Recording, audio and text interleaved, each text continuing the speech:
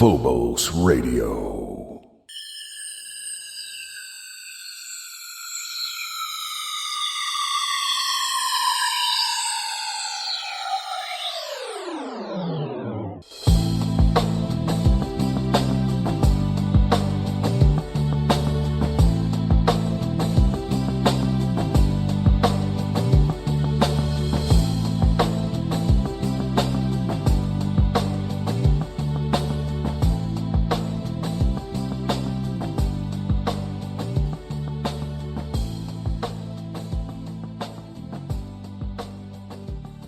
Hi everybody and welcome to Phobos Radio. We're powered live by 365. So grab a glass of something cold or a cup of something hot and sit back and enjoy the show. Let's see what kind of trouble we can get into tonight. Glad to have you here, everybody. Tonight I'd like to welcome our special guest to the show. I think everybody's very familiar with the story, and his name is Steve Pierce. He was one of the logging companions of Travis Walton in 1975 during what some think is probably the most famous abduction case in history. Now, I'd like to go ahead and welcome him to the show because we have a lot to talk about. Steve, welcome. Thank you for having me. I appreciate it. Well, how are you doing out there? Doing pretty good. You have your good days in your bed like any other day. Well, listen, to get our show started tonight, I would like to ask you, just to give everybody a kind of a description of what happened that night. I mean, we want to go back to November 5th, 1975, and I want you to tell me what you were doing, where you were working, and, just kind of give us the whole thing. Well, I went to work for a guy named Mike Rogers. He had a contract for the Forest Department, chopping down trees to thin the forest for fire protection. And one night before that, my uncle and cousin worked there, and another guy worked there, and they both quit. They all three quit at the same time, so we was getting behind on the contract. And then he hired John Gillette, and John Gillette used to work there before. They were brother-in-laws, and he came back up from the valley, and he brought a guy with him named Dwayne Smith, and so Mike was going to work us until it got dark because he was behind the contract, and because everybody quit on him. Oh, okay, so that's when you went to work for Mike Rogers? No, I went to work for him about 2 or 3 weeks before this happened. Okay. John Collette and Dwayne Smith was just hired for the last 2 days. I see. They were there that week. I see. The 2 days before Travis was zapped, and before that we were down to just a couple of us the week before. Okay, so you were up there and you had a regular day's work, am I right? Yeah, we was working until it got dark, though. And then when it got dark, right before it got dark, we started loading up, and we took off, and there was 3 in the front seat, and it was Travis Walton, Kenny Peterson, and Mike Rogers was driving. And in the back seat behind Travis was Alan Dallas, then me, then John Gillette, and then Dwayne Smith was on the far left behind Mike. And we're going down the road, and I wouldn't call it a road. I wouldn't even call it a dirt road. But then we was trying to get out to the main dirt road, and we seen this bright office over to the right, and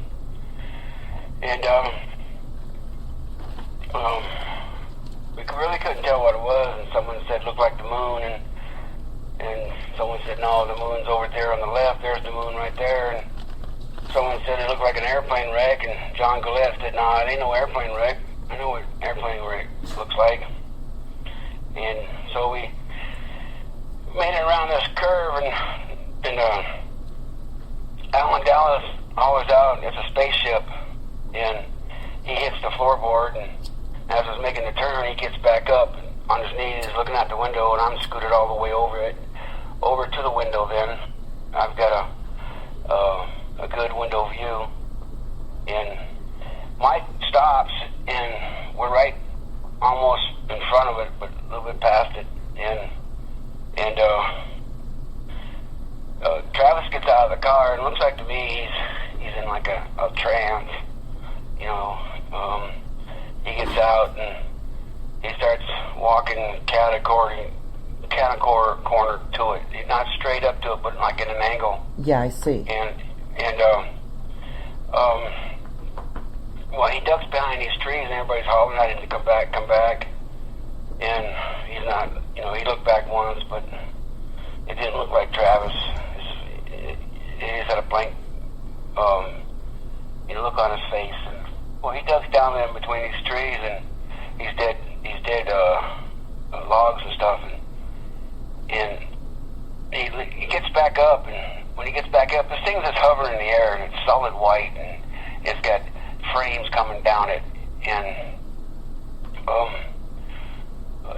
it's like a cake pan shape, two cake pans on top of each other, but it's solid white, and you can see the window frames coming down it, and this thing's just hovering in the air, and it's not making a move, and all of a sudden when Travis stood up, it started rocking back and forth, going beep, beep, beep, beep, beep, beep, beep, beep, beep, and this high-pitched noise.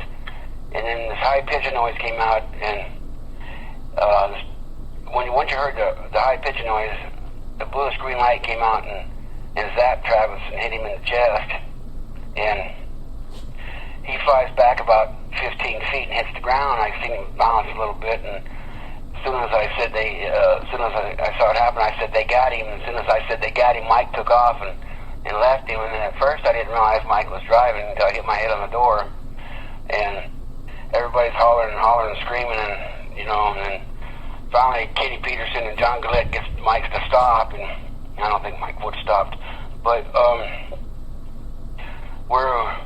Mike hollers back to see if it's following us, and if it's following us, I don't think anybody would look back to see if it was following us.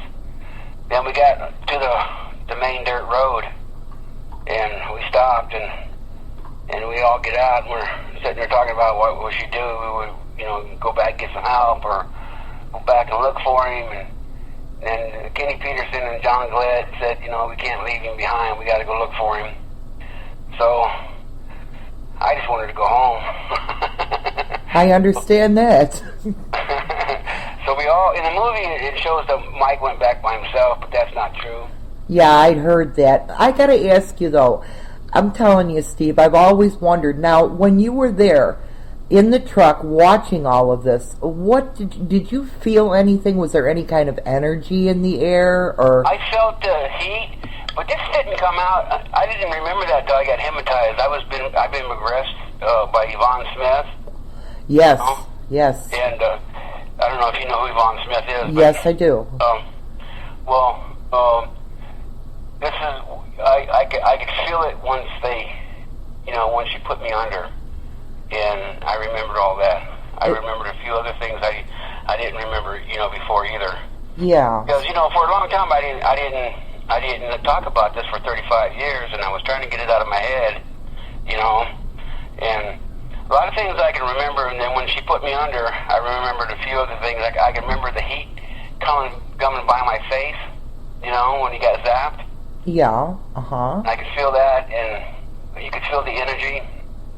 And did it make a physical change in you? I mean, could you feel anything physically, like something electric or something? Did you feel something like that? It did feel kind of like electric. A couple of the guys said it sounded like electricity. Maybe that's what the high pitching noise was, but I don't know what electricity actually sounds like. If you're talking about what it sounded like when we were kids, you could hear I don't know how old you are, but I'm 55, so when you were a kid, we could hear the electricity coming through the wires, but you can't hear that anymore. I don't think I have never heard one. No, I haven't either since, but I remember when I was a kid hearing it. Yes, it did. Yeah, that's amazing. That's kind of what it sounded like. Wow. Okay. And did it affect you physically? Were you burned by the heat, or was there any red marks on you or anything like that? No, there was no burn marks on us. Okay, so now we're down at the bottom of the hill, and you guys have taken off from this thing. So what happened then? Okay, we all get out and we're sitting there talking about what we should do, and I think it was Dwayne Smith said he looked like he was disintegrated, and I said no, you know, I seen him hit the ground, his body's there, because I thought he was dead, and so we all turned around, got in that pickup, because you know you're not gonna leave us all out there. You know, it says in the movie that we were all left out there in the dark. No, that didn't even seem feasible. It didn't seem seem a murder right. that night. Right. Oh, Mike's. Exactly. I agree. And another thing, none of us would have went back by ourselves. No. No way that you're never going to get me to believe that one of them guys would have went back by themselves. No, that was incredulous. I didn't find that believable at all in that movie. And so when we got back, we have one flashlight and we're looking for him and we can't find him. And we're hollering his name and stuff, and I thought I was at the wrong place at first until I found the tire marks that when Mike took off, I mean, Mike never missed a gear. And I found the tire marks, so I knew we were at the right place. And then we looked for him for a while and we couldn't find him. And then we decided to either go into town, get some help, come back out and look for him, or call the cops. And Kenny Peterson, you know, he's a good Christian man, and he says, you know, this is wrong. We have to call the cops. If we don't do it now, it's just going to be worse on us. So we went into town, and the first we went into Heber, and the first phone booth we saw was at a substation, a phone substation. You know, it's a building. Yeah. Mm-hmm. Substation, but there was two phones on the side of it, and Mike's still upset because when he was up there, Mike fell to his knees and started, you know, really upset that he left Travis behind, and you know, it was really bad. But anyway, he was still upset when we got to the phone, so Kenny Peterson called, and so we called the cops, and we went out to the main drag of Heber, where a gas station is, and we sat there, and a city cop showed up first, I think, and then a deputy sheriff showed up, and then Gillespie showed up. And then when Gillespie showed up, he took control because he was the head, you know, he was the head sheriff. He's the sheriff of that county. Oh, yes. And so we told Gillespie what happened, and he took us alone and talked to us, and you know, and then finally he says, well, and he was looking around for beer cans and stuff, and like you'd been drinking? Yeah, he thought we were drinking, partying. Oh, wow. Because the four in the back were the outlaws. I see. So, we lived in a Mormon town. Yeah. You know, and this town was a really strict town. You know, Mormons are good people. I'm not putting them down, but they didn't like us because we weren't Mormons and we had long hair, and you know. And back in the 70s, up in the mountains in Snowflake, that wasn't a cool thing, you know. Yeah, I know exactly what you mean. Them hippie types, that's it. Yeah. So, when the cops got there, we told them what happened and everything, and then Gillespie, the sheriff, goes, Mike has to go back because he's the crew boss, and I want two other people to come back. So, Kenny Peterson and Alan Dallas both volunteered to go back. And okay. Me, John Gillette and Dwayne, we went back to Snowflake, and John drove the pickup, and Mike's pickup. Okay. So we get home, and I tell my mom what happened, and she just looked at me like, yeah, right, you know, and thought I was pulling a gag or something, because I don't think she really believed me that night. And I was up all night stressing over this, and then the next morning a bunch of people were at the door, and they were out there talking to my mom, and telling my mom they're getting a posse ready to go look for Travis, and I figured they were going to go out there and find a dead body, and you know, and this is like a 80 to 100 man posse, and they were all cops. So there's no way we're going to run from 100 cops. So I snuck out the back door, and I hid all day. I went to a girlfriend's house, and her mom came home for lunch, and I'm hiding in the bedroom, and I could hear her mom talking, saying, you got to stay away from that Pierce boy. The whole town thinks they killed Travis, so stay away from him. And she went back to work, and I figured she was going to make me leave, but she let me stay there. And then that night, I went back home, and my mom said they came by and said they still hadn't found Travis. So the whole town thought we murdered him. And wow. So for 5 days they thought we killed him. And then on the fifth day, I think it was like the third day or something like that, they were telling us, we want you guys to take a polygraph test, And on the second day, one of the city cops, his name's Flake, the town's called Snowflake. It's named after the snows and the flakes that moved down from Utah back in the Brigham Young days. Oh, I see. So some of the flakes still live there. The flakes ran the town back then. And so he pulls beside me, telling me to get in a cop car, and I get in a cop car, and he's telling me, if you confess what happened, it'd be easier on you. And then he told me the state of Arizona don't need a body for evict you for murder. And if you're with the person who did the murder, even if you didn't do it, you're just as guilty as the person who did it. We know you didn't kill him. They told me that up front. We know you didn't kill him. But we know you're covering it up, and we just can't figure out why you're covering this up. Yeah. And I told the cop, I said, hey, this is all true. This is really happening. He says, well, lets me out of the cop car, and he goes, well, if you change your mind, let me know. It'll be easy on you if you just confess and tell us what really happened.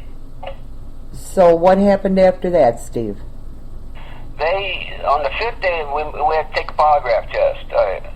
I tried to sneak out the back door again because all week long I'm hearing that Alan Dallas's mom is telling everybody that they're going to set this polygraph test up and make it look like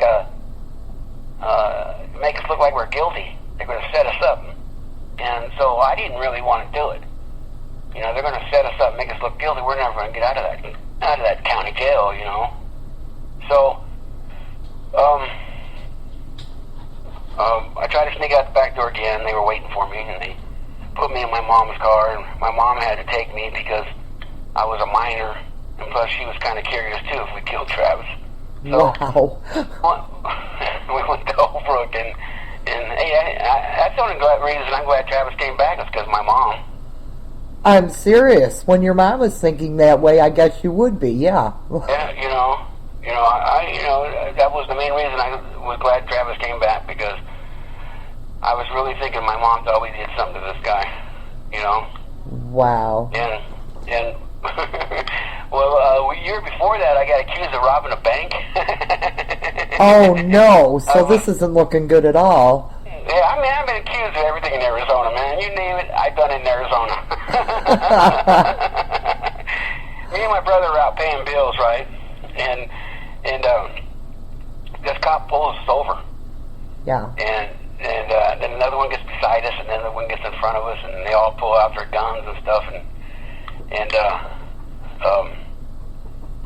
cop says, "Well, y'all look like the two people that robbed this bank, and the pickup matches the getaway car, And my brother had long hair, and I had a shaved head because my dad wouldn't give me money to go get a haircut, and I blew it at the bowling alley. So my dad, for punishment, he just shaved all my head off, So he says one guy was bald, one guy had long hair, and my brother was just dying laughing. Oh, so yeah, you were easy to identify. Yeah. So we showed him the bills and stuff.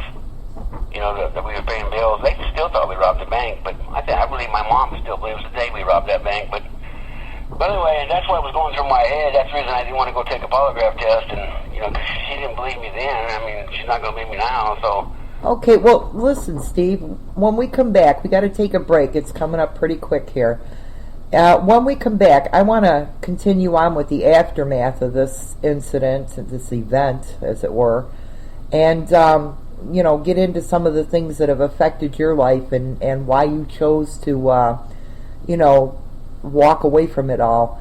So, okay, we're going to take a break right about now, and I'm going to get back to this very shortly, so everybody just stand by. Okay, I want to welcome y'all back to Phobos Radio, and tonight our special guest is, of course, Steve Pierce. And Steve and I were discussing the events of November the 5th, 1975, and the Travis Walton abduction, to which Steve was one of the main witnesses. Okay, Steve, welcome back. Well, thank you. Okay, now I want to get into, right after the event and what happened there. And I wanted to ask you, how did you feel that you were treated by law enforcement right after this happening? Well, the law enforcement really treated us bad. They didn't like us in the first place, and then they were just trying to hang us for murder for 5 days. Okay, and what went on those 5 days? I mean, I know there was a lot of searches going on, and then we're up to when Travis was recovered. Can you go into that? Well, on the 5th day we took the polygraph test. We all went up there, and when we got there, there was all kinds of news reporters and stuff, and I mean it was really bad. And we get in there, and they're asking us, this is what we're going to do. The guy took the polygraph test. He came in there, and these are the questions I'm going to ask you and stuff. And then they started arguing a little bit. And then after everybody calmed down, they came up to me, and I said, "We'll take the quiet one first." And they figured since I was 17 that I would crack. Oh, naturally. Under the pressure, so they wouldn't have to go through everybody. But I went in there and I took the polygraph test. I thought I was going to flunk it just because I was so nervous. I was scared to death. I knew we were going to go to jail that day. I knew we was going to go to jail for murder. And because if we did, we would have never left it. We would have flunked that polygraph test. We would have never passed it. Oh, yeah. So it took us 2 hours apiece to take the polygraph test, and they asked us, did we do bodily harm to Travis? Do I know who did bodily harm to Travis? And then the last question, did you actually see a UFO? And we passed it, except for Alan Dallas. They asked him if he killed Travis, and it kind of pissed him off, and he took the stuff off and never finished the polygraph test. But in '93, he took another one before he passed away. He died a couple years ago. Yeah. He took one and he passed it. He just didn't finish it that day because he got mad. And why you asked me, I killed Travis. This has nothing to do with him being missing and stuff. So he just came unconclusive. How do you say that word? But anyway, we all passed it except for Alan. 5 of us passed the polygraph test. Alan never finished his. Yeah, and he had that kind of a personality where he kind of went off easily, didn't he? Yeah, Alan went off kind of easily. Yeah. So the next day, Travis came back, and I didn't know that he was back until the next night. And so I came home that night, and Mom said he's back, and Mom said he was in a Tucson hospital, but actually he was at his brother's house. He just told everybody he was at a Tucson hospital. Okay. That's what the town, that's what the whole town thought. And then after that, after Travis came back up there, the whole town thought it was a hoax. For 5 days they accused us for murder. They treated us like shit because we thought we killed him. And after that, we just turned into the laughing stock of the town. Man, you couldn't win for losing. So, and then that following February, I got married to another girl and moved to Taylor. And then I was at the house one day, and me and my ex-wife, and we lived on a dirt road, and you could hear the cars coming. And we heard a car coming. She looked out the window and said, Jim Click's coming down the road, the city cop. And she goes, "What'd you do this time? Why's the cops here?" She thought I did something wrong. Jim comes to the door and tells me, he says, Philip Plastis called me and told me that he would give you $10,000 if you say this was a hoax. Wow. And I said, well, that's all you wanted? And he goes, yeah. So at the time, I just blew it off. And then that following July, my son was born. I was in Sholo Hospital. Snowflake and Taylor don't have one. You either have to go to Holbrook or Sholo to go to hospital. Yeah. So we were at Sholo, and I didn't do interviews. Every time I seen a news reporter or somebody come up to me, I would hide from them. You know, I was always in the background. It was funny. Alan Dallas and Travis Walton's brother, they seen a camera and they would knock people over just to get in front of it. I was just the opposite. Well, anyway, they had me trapped at the hospital, and I couldn't. They had the front door blocked and the back door blocked. I couldn't get out, so I went ahead and did the interview. It's the only interview I did at the time. And the next month it came out and it made us look like we were lying. So I refused to do any more interviews. You know, if this is how they're going to treat us, I'm not doing these interviews, you know. So I moved to Texas, and I went to work at a steel mill, and Phil Pratt found out my number out there and started calling me and telling me that he would give me that $10,000 if I said it was a hoax. Yeah. And then I told him no, you know, I don't want it. He kept bugging me, and then one night I hung up the phone and told the ex-wife, you know, I'm going to go ahead and take this money. You know, nobody believes us anyway. Everybody thinks this is a hoax. And she goes, well, do you believe it really happened? I said, you know, I really believe it happened. I was there. Well, just because you're mad at Mike and Travis, you shouldn't just, you know, take this money. So I was mad at Mike because Mike never paid me, and plus after that, this happened. I got a side job trimming down this guy's trees, and he took the job. So I was mad at him for that. And then after this happened, Travis's head got really big after this, and that was a joke. And so I wasn't too happy with either one of them. And so the next time he called, my ex-wife wasn't home, and I told him, I said, you know, what do I got to do? Philip Pratt is the only person I ever said it was a hoax to. I had to say it was a hoax to him because that's the only way I'd get the $10,000. Yeah. You know, and I even told him, you know. Well, anyway, he flew to Texas and met me at a restaurant, and then he was telling me, now you need to go back to Arizona, you need to find a generator. And I told him, man, you're going to need a big generator. Because this white was the whitest bright I've ever seen in my life. And, you know, I said, well, you're going to have to go back to Arizona to find something. So I went back home a couple nights later. I told my ex-wife what I did, and she says, you know, I'm not going to spend this money if you take it. This is wrong. You should be taking this money. If this stuff really happened, your day will come. And so I blew Philip Pratt off again. And I got a job in Utah, in Moab. And so I moved the whole family up there. And so I got a call from at work one day. Someone said, you know, they wanted to talk to me about an incident in Arizona. I figured it was Philip Pratt. I don't know if that was Philip Pratt or not because I never answered the phone call.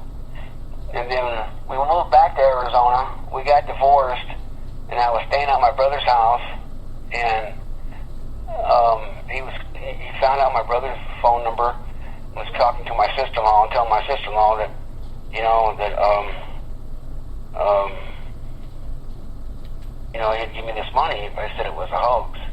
Yeah. So he chased me for like 3 years, and then I finally just took off and left Arizona and never went back. Yeah, I've done some research on him in Philip Class, and I find him not to be a very nice person. He's done some questionable things, you know, in his past, and I can see him possibly doing things like this, you know, just to be able to say, aha, I told you so and I was right. You know, at first I always thought Philip Glass was just another news reporter. Really? Until a couple of years ago when I got back into this, Travis told me all about him. I thought he was just a news reporter wanting the story, you know. Oh, no. I had him coming around all the time. I was just hiding from him and wouldn't talk to him. Wow. Just another news reporter. So the reason you, decided to go the other way, you just didn't want any part of the media and the mess and everything that went with that. But 30 years? I mean, I gotta ask you, 30 years. 35. 35, okay, 35 years. You never spoke about this for 35 years. I wouldn't even talk to my mother about it. I wouldn't talk to hardly nobody about it. So what made you finally decide to come forward, Steve? After this happened, I took off and was driving trains for a little while, being a hobo, and then I ended up in Mississippi and ended up being a truck driver and stayed on the road for 20-something years, 25 years, and I had my own little things that happened to me with aliens out there. Oh, could you go into detail here? I mean, are you willing to talk about it? Yeah, but anyway, in 2008, I broke my neck, and I was in Arkansas, and I broke my neck, and they had the 3, 4, 5, 6, 7 vertebrae was pushing against the spinal cord, and I was fixing to snap it, and I would have been paralyzed from the neck down, so they had to do surgery, and they cut my throat in the front, put a plate, and they cut me in the back and put a plate, and so I don't work anymore, I'm retired, and while I was home healing, I never seen the movie. In 93, I was in a truck stop in Barstow, California getting fuel, and I went inside to pay for the fuel. I went to the restroom, and on the way out, I went to the TV room, see if anybody was going to drive for the rest of the night, and there was Travis Walton on HBO talking about the movie Fire in the Sky, and that's how I knew they made a movie. I was a day and a half early from my load in New Orleans. When I left there, I never stopped. And so I never watched it. And then in 2008, when I broke my neck, we're home, and I'm watching it with my daughter. And I told my daughter, Henry Thomas, he's playing my part in the movie. And she goes, well, why'd they change your name? And I says, well, I don't know. I don't know why they changed my name. But that's me. He goes, well, prove it. I want to know if this is really you or not, you know. So I got a hold of Travis, and Travis sent her a book and sent her a poster and a couple other things, and, you know. Wow. And she's even mentioned in the last book. Really? Yeah, Travis mentioned her in the last book, so she thinks that's cool. That's nice. Okay. And, so she's a believer. She believes in everything. You know, she's had her own little dealings too. So. Yeah, but back to your experiences. I mean, you said you've had some experiences since this time. What's been going on, Steve? Well, I think 94 or something like that. I was going up. I was in New Mexico on Highway 666. It's called 491 now because nobody liked the name 666, so they changed it to 491. I remember that. And so I was heading towards Shiprock, and I noticed there was a light behind me, and it got on top of me. And I pulled into this gas station that was closed for the night, and you know how semis got steps to get up into it. I was up on the top step, standing up with the door open, looking up at it, and I looked up and I noticed some cars were coming down the highway, and I looked back up at it, and then I looked back at the cars, and then next thing I remember, they're beating on my door about 4 hours later, saying that, you know, we're fixing to open the store, you got to move your semi, you can't park it here. So I had like 4 hours missing. At the time, I just didn't think anything about it. I just get up and redid my paper logs and took off. And so when Yvonne, when I went to see Yvonne when she put me under, that's when I was abducted. I was on the ship and everything. Really? Yeah. And this is in your new book? Yeah. Oh my goodness. See, now I haven't had the good fortune to get a hold of it yet, but when I do, oh yeah, I'm going to have to read this. This is amazing. Tell us about that. I mean, tell us about, you brought this out with Yvonne, and how did that, what did that do to you, finding out that you'd actually been abducted? Oh, it kind of freaked me out a little bit, but I'm starting to get used to it. Well, me and my, 20 years ago, when me and my Stevie's mom, my daughter's mom now, yeah, when we first got together, Sandra, she's the co-writer on the book. She's the other author. It's written by Sandra Wood and me. Well, we were dating, and she worked at a truck stop here, and where she lives, and we went. I don't know if you've ever been to Utah, but Utah has a lot of mountains. Oh yes, been through there. So we went up to the canyon, and we were parked, and we put the blanket out and everything. We were sitting there talking, and there was some noise in the bushes, and she told me to go check them out, and I said, no, man, I ain't checking them out. I know they're aliens. So the noise got louder and louder and louder, so I headed for the car. She says I took off and left her. But she didn't know about all this stuff until after we got married. Ah, okay. You never told her until you were married, huh? I didn't tell her until I was married once and never even told her. Wow. I've been married 4 times, and I think it was the third one, we were together, and I never even told her the story.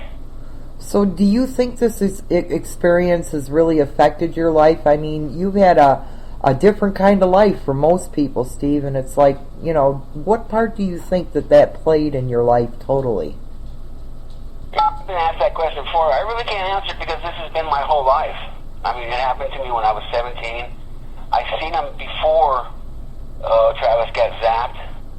They were having strange things happen in Snowflake at the time. They were finding dead cows, mutilated cows and stuff. There was even one calf born with 2 heads. Wow. So there was a lot of cow problems happening there. And plus, where I lived outside of Snowflake, they had no electricity back then, no running water. You had to go to the windmill, get your water. You had to get firewood to to cook your food. And at nighttime when it got dark, it was dark because there was no electricity. Well, were they having other sightings? I mean, were people reporting other things like that? Yes. Let me tell you, if you walked out the back of the cabin we were living in, and there was a hill back there, and we used to watch these lights just fly around that hill inside of this mountain. And it would make all kinds of... We knew it wasn't a pickup, because the way it would go up and down and cross and this way, and there was no road up there. And so at nighttime, we just sit there and watch them. So I've seen them before, before Travis and after Travis. Yeah. Huh. Okay, well, let's take a little break, Steve. It's about that time. And when we come back, we're going to discuss this fantastic new book you've got out here, because I know that everybody's going to want to read this. And everybody just hold on, stand by. We'll be right back. Okay, everybody, we're back, and I want to welcome back Steve Pierce. And Steve, welcome. Well, thank you for having me. I appreciate it. Well, we've had a fun time here tonight. I enjoy listening to you. You're amazing.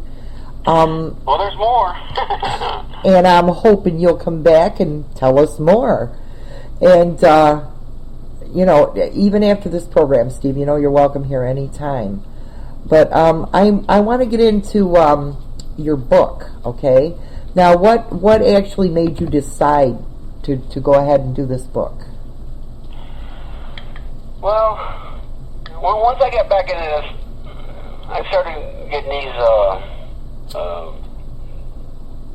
newspaper clippings and stuff, and people said I said this and said that, and and it wasn't true. I wasn't doing these interviews back then. And the way I look at it is that if I don't get out and tell my own story, somebody else is going to tell it, and they ain't going to tell it right. Just like the movie, just like some of Travis's book about me isn't true. So exactly. And then I had an ex-girlfriend 20 years ago that decided last year to write a book about me. So you know, she jumped on the bandwagon since I came out, and so I decided to go ahead and write my own book. This is someone different than Sandra, right? Yes. Okay. Sandra was my wife. Okay. All right. I understand. Sandra is Stevie's mom. Okay. All right. And so you went ahead and you published this book. Now, I want to know. The first book we did, we just wrote the book and it went down to a printer and printed them all. Okay. Now I got a publisher, and the book will be out in a month. They're gonna redo some things, you know. And so in a month it should be out on all the Amazon and whatever that stuff's called. And oh yeah, Barnes and Noble and Amazon and all that. And of course you're going to have it up on your page on Facebook. Yeah. So everybody knows. As soon as the new book comes out, I'll have all that done. Okay, and I understand. I got a publisher now. Oh.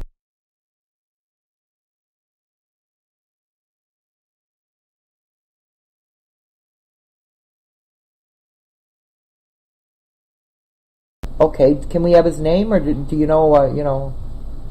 Well, I'll come back on when the book's done. You better. I'm counting on it. In a month I'll come back on. How's that? Okay, fantastic. Listen, I understand you're going to be at UFO conference, an alien abduction conference, as a matter of fact, September 6th, 7th, and 8th, 2013 at the Clarion Hotel at 1230 Congress Street in Portland, Maine. Portland, Maine. I'll be in Maine next weekend. So if you're all out there this coming weekend, come up there and see us. I think me and Travis talks on Saturday. Okay, and I guess tickets you can call 207-774-5611. And some of the guests there are going to be, of course, you and Travis Walton and Stanton Friedman. I mean, this is going to be an amazing conference, I can just tell. This is amazing. And, of course, we can find Steve on Facebook. You have a Facebook page, am I right, Steve? Yes. Okay. My email is steve.pierce@hotmail.com, steve.pierce. And any questions? @hotmail.com. Right, and any questions about your book or anything, they can actually email you there? Mm-hmm. Okay, that's fantastic. And Steve, when the book is published, you know, we're hoping you'll come back and do us the honor of giving us an update and letting us know how it goes. And, of course, we want to thank you for being here tonight. You've been just one amazing guest. Just amazing. And Thank please, you for having me. well, hey, please come back and join us. And thank you so much. Was it over? It's over.